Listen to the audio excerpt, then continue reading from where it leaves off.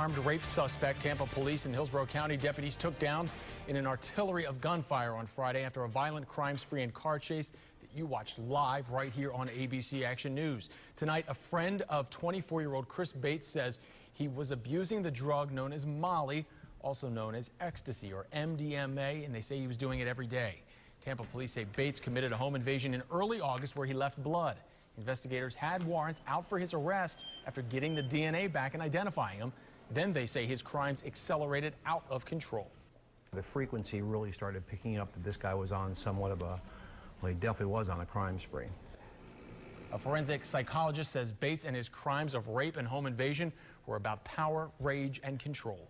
We now know it was members of the U.S. Marshals Task Force who helped take Chris Bates down Friday. Now, he was already on the radar, wanted for other home invasions just days and weeks earlier. Ryan Raish sat down with the head of the task force to get a better idea of what it took to bring him down. And he joins us now live. Hi, Ryan. Yelena, this task force is made up of officers from all the area agencies. These are highly trained veteran police officers that only go after the most dangerous criminals, and Chris Bates was one of them. Today, U.S. Marshal Bill Berger told us he watched the chase and gunfight unfold live on TV just like the rest of us. He explained the officers relied on their training to pull off the pit maneuver to get Bates's car to spin out, and then the perfect placement of ballistic shields. Today, Berger said one of the officers improvised during the chase and put the shield up against the windshield of the car to avoid getting hit by gunfire.